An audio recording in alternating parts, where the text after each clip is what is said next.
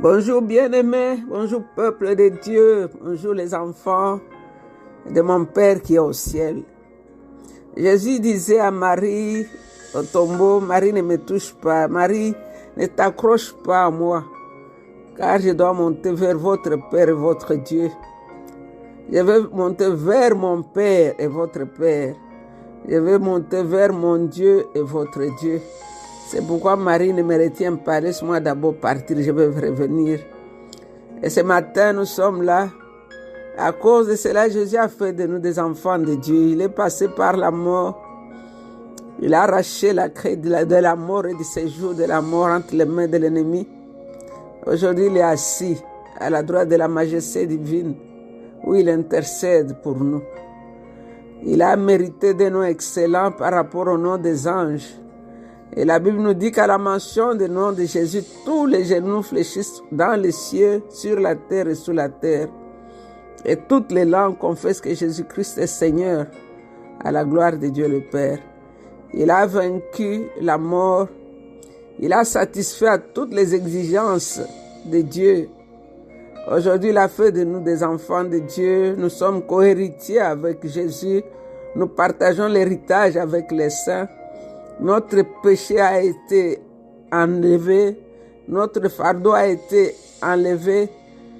Nous sommes des saints. Le mur de séparation a été détruit.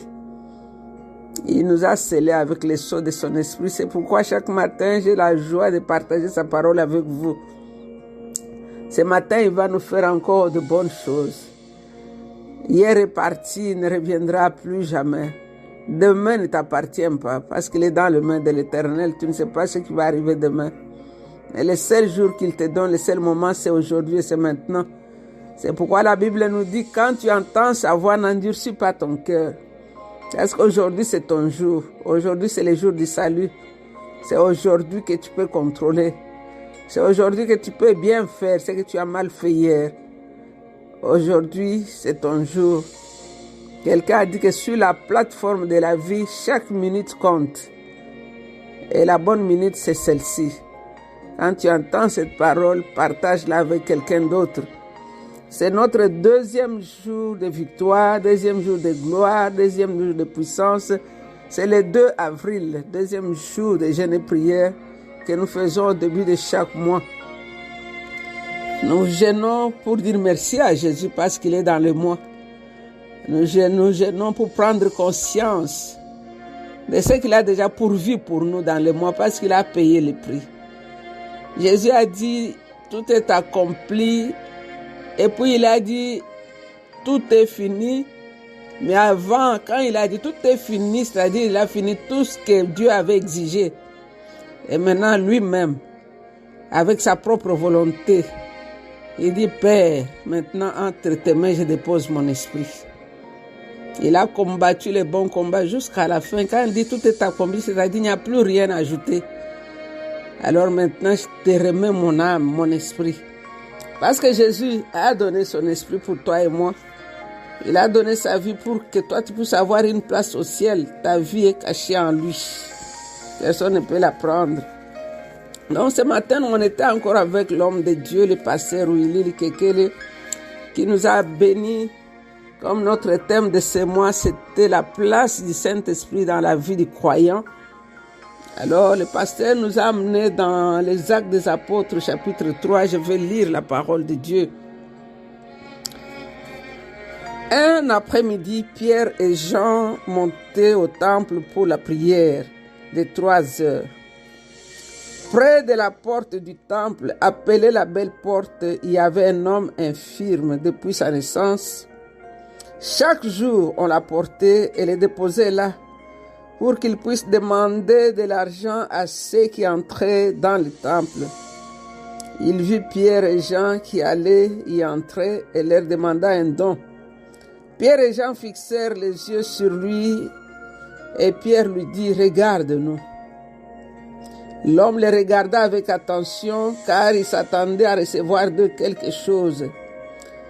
Pierre lui dit alors, « Je n'ai ni argent ni or, mais ce que j'ai, je te le donne. Au nom de Jésus-Christ de Nazareth, marche. » Puis il les prit par la main droite et les fit lever. Aussitôt les pieds et les chevilles de l'infirme devinrent fermes. D'un saut, il fit sur ses pieds, se tint debout, puis se mit à marcher.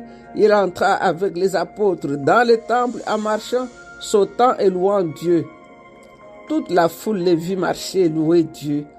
Quand ils reconnurent en lui l'homme qui se tenait assis à la belle porte du temple pour mendier, ils furent tous remplis de crainte et d'étonnement à cause de ce qui lui était arrivé. À cause de ce qui lui était arrivé. Donc ici, nous voyons un miracle se produit. Et celui qui a causé ce miracle, c'est Pierre. Pierre et Jean qui allaient au temple à l'heure de la prière. L'homme de Dieu nous a dit que ce miracle ne s'est pas produit seul.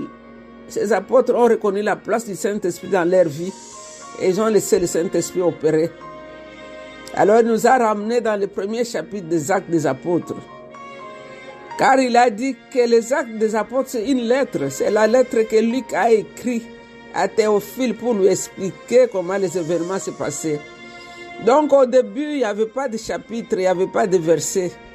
C'est plus tard que le Saint-Esprit a aidé, on a mis les chapitres et les versets pour nous aider à bien méditer et à lire. Mais c'était une seule lettre. Alors cette lettre a commencé dans le chapitre 1, le verset 8. Jésus a promis quelque chose.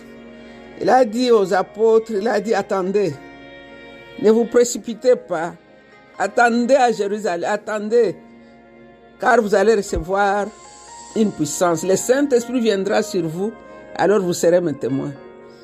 Alors ici, ils sont en train d'expérimenter la place du Saint-Esprit dans leur vie. Parce que les mêmes Pierre, avant la venue du Saint-Esprit, c'était un peureux, c'était un tremblant, c'était que celui qui a renié son maître même a juré sur sa tête. Et qu'est-ce qui s'est passé ici que Pierre maintenant parle au nom de Jésus en public sans honte, sans se gêner. C'est le même Pierre qui s'est levé, quand il a quitté la chambre haute où ils avaient reçu le Saint-Esprit, ils sont descendus en bas. C'est là où ils ont rencontré les gens qui étaient en bas. Et Pierre a parlé au nom de 12. Où 3000 personnes ont donné leur vie au Seigneur. Pourquoi? Parce que le Saint-Esprit avait pris la place. Pierre parlait, mais c'est l'Esprit de Dieu qui parlait à travers lui. Pierre sans le Saint-Esprit, c'est juste un homme peureux, un homme tremblant, un homme qui vacille, un homme qui n'a pas de position. Mais le Saint-Esprit l'a positionné ici, nous le voyons, un homme ferme dans son témoignage, un homme qui a expérimenté quelque chose. Alors nous voyons ici la place du Saint-Esprit dans la vie du croyant. Chacun de nous peut expérimenter cela si nous laissons l'Esprit de Dieu faire ce que lui seul peut faire. Mais le problème, c'est que nous avons mis le Saint-Esprit en cachot dedans de nous. Notre corps, notre volonté n'est pas encore brisée, donc on ne peut pas voir la manifestation du Saint-Esprit ni expérimenter sa puissance. Pourquoi? Parce que la plupart d'entre nous, nous gérons encore nous-mêmes nos vies. Notre corps a beaucoup de place, ce qui fait que l'Esprit ne peut pas percer, ne peut pas se laisser faire. Alors nous voyons ici à qui Jésus parlait dans le chapitre 1. Il a parlé à tous ceux qu'il avait vu monter au ciel, à ses disciples. Il leur a dit, ne vous précipitez pas, attendez. Alors ils ont attendu. Quand le Saint-Esprit est venu, réellement, nous voyons qu'ils sont devenus les témoins.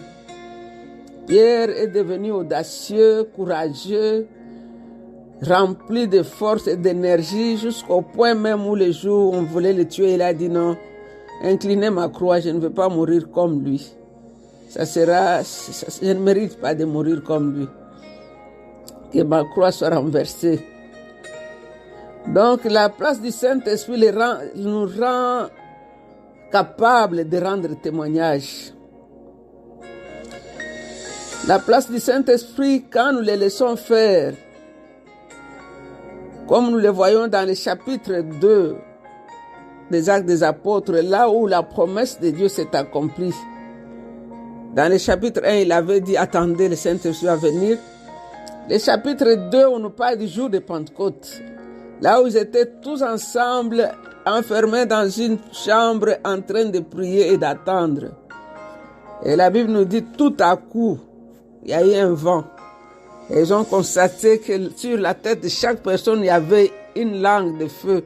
Et ils ont commencé à parler les langues. Chaque personne a expérimenté la présence de Dieu. Et chaque personne l'a expérimenté. Quand il regardait sur la tête de son voisin, il y avait une langue de feu. Chaque personne dans la chambre haute. Alors quand ils ont reçu le Saint-Esprit de Dieu, qu'est-ce qu'ils ont fait? Ils ne sont pas restés dans la chambre haute. L'homme de Dieu nous a très bien expliqué que quand nous recevons le Saint-Esprit, ce n'est pas pour rester dans la chambre haute.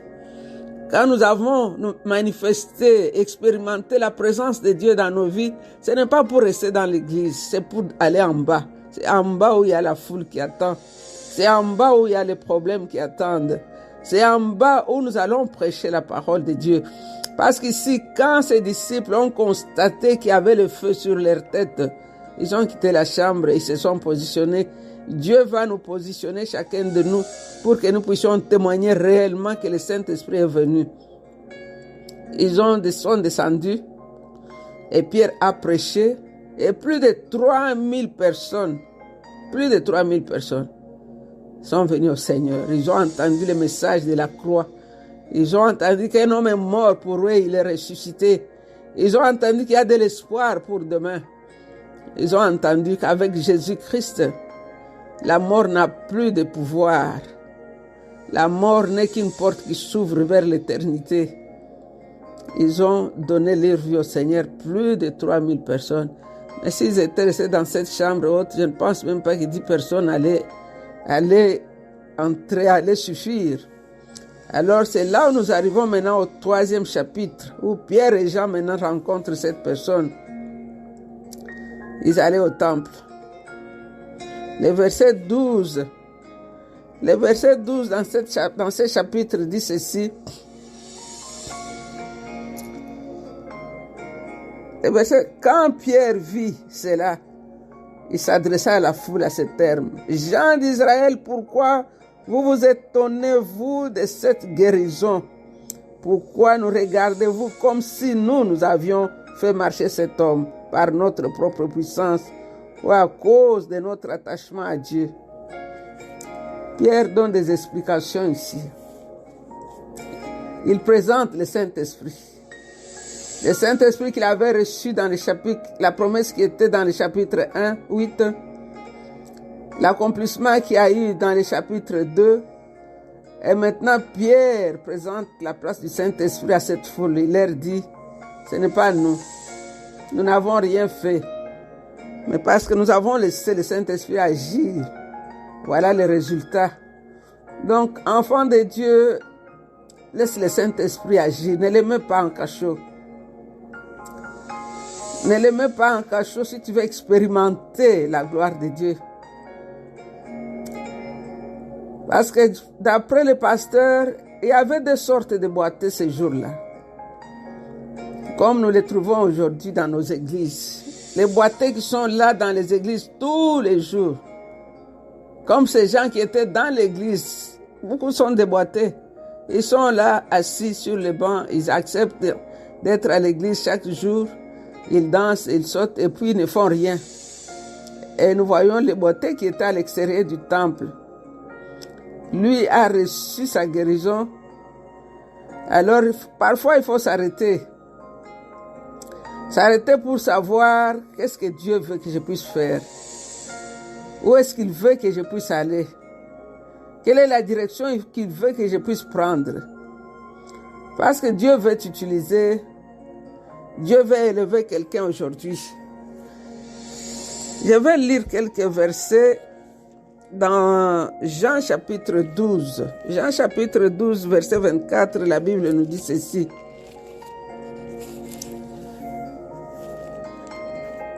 Je vous le déclare, c'est la vérité. Un grain de blé reste un seul grain s'il ne tombe pas en terre et ne meurt pas. Mais s'il meurt, il produit beaucoup de grains. Oui, s'il meurt, c'est-à-dire nous devons laisser notre chair mourir pour que l'Esprit Saint puisse s'épanouir, puisse faire ce qu'il doit faire. Je vais lire encore un autre verset, Hébreux chapitre 4. Hébreux chapitre 4. Bon, avant d'arriver à Hébreux, je vais lire 1 Corinthiens 2, 11 à 14. 1 Corinthiens 2, 11 à 14, la Bible nous dit ceci. Dans le cas d'un homme, seul l'Esprit qui est en lui connaît tout ce qui le concerne. De même, seul l'Esprit de Dieu connaît tout ce qui concerne Dieu. Nous n'avons pas reçu, nous, l'esprit de ce monde, mais nous avons reçu l'esprit qui vient de Dieu afin que nous connaissions tout ce que Dieu nous a donné. Et nous en parlons non pas avec les mots qu'enseigne la sagesse humaine, mais avec ce qu'enseigne l'Esprit de Dieu. C'est ainsi que nous expliquons des vérités spirituelles à ceux qui ont cet esprit.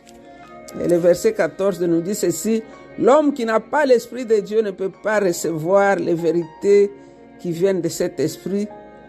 Elles sont une folie pour lui. Il est incapable de les comprendre car on ne peut juger que par l'Esprit. L'homme qui a l'Esprit de Dieu peut juger de tout, mais personne ne peut le juger. Alors, je vais lire aussi Hébreux 4, 12 à 13. Car la parole de Dieu est vivante et efficace. Elle est plus tranchante qu'aucune épée à deux tranchants. Elle pénètre jusqu'au point où l'âme et l'esprit se rencontrent, jusqu'au point où les jointures et les moelles se touchent. Elle juge les désirs et les pensées du cœur de l'homme. Il n'est rien qui puisse être caché à Dieu. Tout dans l'ensemble de la création se trouve à nu et à découvert devant ses yeux, et c'est à lui que nous devons tous rendre compte. Donc ici nous parlons de la place de l'Esprit Saint dans notre vie. Comme chrétiens, comment nous pouvons servir Dieu? Si nous voulons réellement servir Dieu, nous devons laisser mourir notre chair et laisser que l'Esprit puisse s'épanouir. Je vais lire un passage ici, c'est une pensée que j'ai prise chez Watchman Nee. Il dit ceci, tôt ou tard, le serviteur de Dieu découvre que la plus grande frustration pour mener à bien son travail réside dans sa propre personne. Ta propre personne peut te bloquer pour que tu puisses faire l'œuvre de Dieu. Tôt ou tard, tu découvres l'inégalité qui existe entre ton homme extérieur et ton homme intérieur. Ton homme extérieur prend trop de poids et empêche ton homme extérieur de faire l'œuvre que Dieu veut que tu puisses faire, le travail que le Seigneur a déposé dans tes mains. Parce que chacun empruntant une direction différente. Le corps veut faire ce qu'il veut faire. L'esprit est là en prison. Il ne peut pas s'épanouir pour faire ce qu'il doit faire. Alors tu vas découvrir que ton homme extérieur ne peut pas se soumettre aux règles de l'esprit et ne peut avancer en obéissant aux plus hautes exigences de Dieu. Pourquoi? Parce qu'il te contrôle encore. Tu regardes trop à ce que ton corps te dit de faire, tes yeux et tes oreilles te disent de faire. Là, tu découvres qu'il y a un obstacle plus difficile à franchir. Tu ne peux pas accomplir l'œuvre de Dieu. Pourquoi? Parce que ton propre homme extérieur crée une frustration qui t'empêche d'exercer, qui t'empêche que l'esprit en toi puisse prendre possession et faire le travail. Donc, tout serviteur de Dieu devrait pouvoir exercer son esprit. Tu dois travailler. Comment tu dois travailler avec ton esprit? Tu dois le nourrir avec la parole de Dieu. Tu dois apprendre à écouter ce que le Saint-Esprit te dit dans ton esprit. C'est ainsi que tu vas préserver la présence de Dieu dans ton esprit. Tu dois approfondir ta connaissance de la parole de Dieu. C'est là où ton esprit va grandir. C'est là où tu vas toucher la condition humaine par ton esprit. Tu dois être capable de transmettre la parole de Dieu. Donc, sentir et recevoir la révélation divine à travers ton esprit. Pourquoi? Parce que la frustration causée par ton homme extérieur t'empêche d'utiliser ton esprit. C'est pourquoi nous voyons que beaucoup de serviteurs de Dieu ne sont pas capables de faire ce que Dieu nous demande de faire, d'accomplir l'œuvre de Dieu, parce que ils n'ont jamais été traités à fond par Dieu. Donc, si Dieu ne nous met pas à l'épreuve, vous ne serez pas qualifiés pour mener à bien votre tâche. Donc, toute forme d'exaltation, de zèle, de prière ardente est inutile. Ce n'est que par une épreuve fondamentale que nous pourrons devenir des instruments utiles au Seigneur. C'est pourquoi chaque matin, nous prenons le temps pour étudier la parole de Dieu ensemble. Chaque matin, nous prenons le temps pour sonder les Écritures ensemble et nous nous appliquons à les mettre en pratique. Ce n'est pas facile, mais si tu veux aller loin avec le Seigneur, c'est le chemin obligé. Sans la parole de Dieu dans ton esprit ne grandira jamais. Tu vas réciter les versets bibliques dans ta bouche, mais ton homme extérieur continuera à dominer et tu ne vas pas expérimenter les miracles. Nous voulons expérimenter les miracles. Nous voulons marcher avec Dieu, nous voulons nous soumettre à son esprit. Alors, pose-toi la question, quelle est la place du Saint-Esprit dans ta vie? Tu le laisses agir ou bien c'est toujours toi qui te commande et qui agis? Père, nous te rendons toute la gloire. Glorifie encore ton nom, Jésus. Chaque personne qui va recevoir ce message aujourd'hui, parle à son cœur, parle à son esprit, afin qu'il devienne un témoin vivant des choses que tu es en train de faire aujourd'hui. Oh papa, je prie pour quelqu'un qui est malade, je le déclare guéri. Touche quelqu'un aujourd'hui qui était découragé, que le courage revienne. Seigneur, les genoux qui commençaient à faiblir, Seigneur, renferme-les encore. Et c'est dans le nom de Jésus que nous avons ainsi prié avec beaucoup d'actions de grâce. Nous disons Amen. Vous êtes bénis, restez bénis. C'était votre servante, Maman Jeanne. I love you. Bye bye.